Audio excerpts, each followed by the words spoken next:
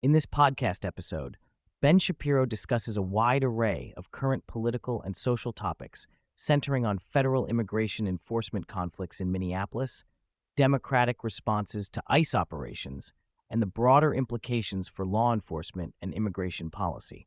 He also covers related controversies involving prominent political figures, ongoing investigations, and evolving foreign policy dynamics in the Middle East.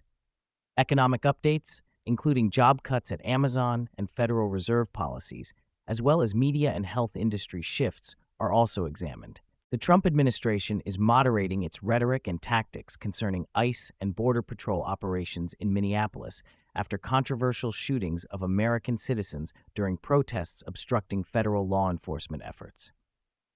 President Trump recognizes that aggressive PR postures and public missteps by officials like Gregory Bovino have damaged political capital. Bovino, who suggested that Alex Prey, a man shot by ICE officers, was attempting to massacre law enforcement, was essentially demoted in favor of Tom Homan, a more professional figure tasked with de-escalating tensions. Trump called for honest investigations into the deaths of Renegade and Alex Prey and distanced himself from inflammatory characterizations of Prey as a domestic terrorist, emphasizing the unfortunate nature of the incidents and the complexity of enforcing federal law amid hostility. In contrast to the administration's efforts to moderate, Democrats have intensified their opposition to ICE activities in Minneapolis and nationwide. Key Democratic figures, including Minnesota's Governor Tim Walz, Minneapolis Mayor Jacob Frey, and Attorney General Keith Ellison, have taken hardline positions resisting federal immigration enforcement. Walz, despite previously fostering division and chaos, engaged in cordial talks with Trump, but continues to condemn administration officials like DHS Secretary Kirstjen Nielsen. Mayor Frey outright refuses to cooperate with ICE operations, asserting the city will not enforce federal immigration laws, effectively undermining federal authority. Ellison threatened to prosecute federal agents, signaling a confrontational approach to immigration enforcement. Democrats appear increasingly aligned on legislative proposals demanding judicial warrants for all ICE arrests, a major procedural shift that would hobble mass deportations and broad immigration enforcement. Currently, ICE relies on administrative warrants to detain individuals for deportation without needing a court-issued warrant for arrests. Requiring judicial warrants would restrict ICE to targeting only those who have committed new federal offenses, excluding state and local crimes. Other proposed DHS reforms include mandating federal agents to clearly identify themselves, ending roving patrols and arrest quotas, limiting mission creep, and enhancing cooperation with state and local investigations, all aimed at severely constraining immigration enforcement capabilities. The episode highlights how progressive activists and some celebrity figures have amplified outrage against ICE, painting the agency as a criminal or oppressive institution. High-profile personalities such as Katy Perry, Natalie Portman, Olivia Wilde, and Ethan Hawke have voiced strong criticisms, often in hyperbolic or inaccurate terms, feeding into efforts to delegitimize immigration enforcement.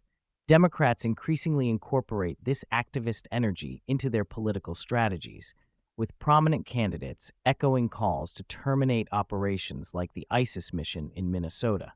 Ben Shapiro addresses the ongoing scrutiny of Representative Ilhan Omar, focusing on suspicious financial disclosures that show a dramatic increase in reported assets connected to her husband's business interests, including a winery with questionable operations.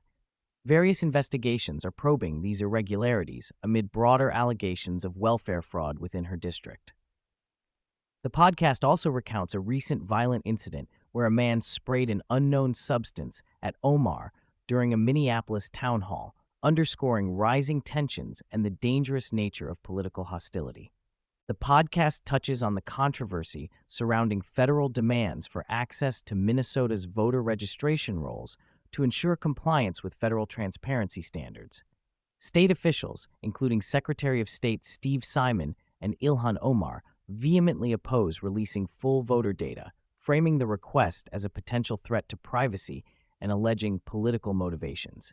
This resistance occurs despite the broader public interest in clean and accurate voter rolls, and it contrasts with Democrats' willingness to endorse extensive federal gun registries. President Trump issued strong warnings to Iran following the regime's violent crackdown on widespread protests, reportedly resulting in thousands of deaths.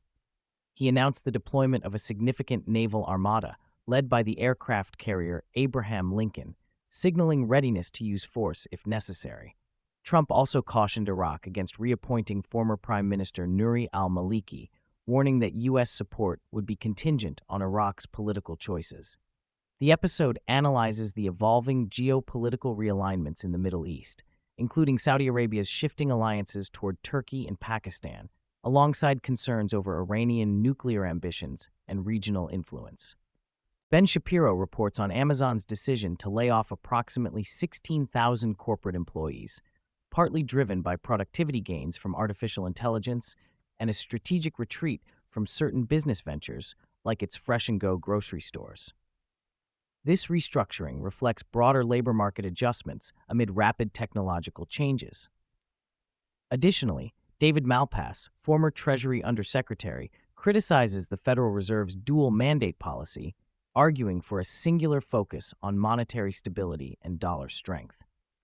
Malpass contends that the Fed's backward-looking economic models sustain unnecessarily high long-term interest rates and undermine growth, advising reforms that could lower borrowing costs and restore market confidence. The podcast outlines recent developments in healthcare, where the Trump administration opted not to raise Medicare reimbursement rates for insurers, causing possible cutbacks in benefits and plan offerings from major providers. This decision has spurred significant market value losses for insurers dependent on Medicare Advantage revenues.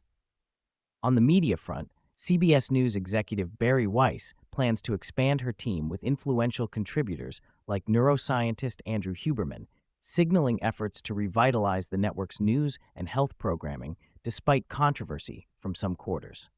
In a brief promotional segment, Ben Shapiro introduces the Daily Wire's Pendragon Cycle, Rise of the Merlin, a cinematic 7-episode series inspired by a story over 1,500 years old. The series, exclusively available on Daily Wire Plus, is noted as the platform's most popular content, with new episodes released weekly, encouraging listeners to catch up and subscribe.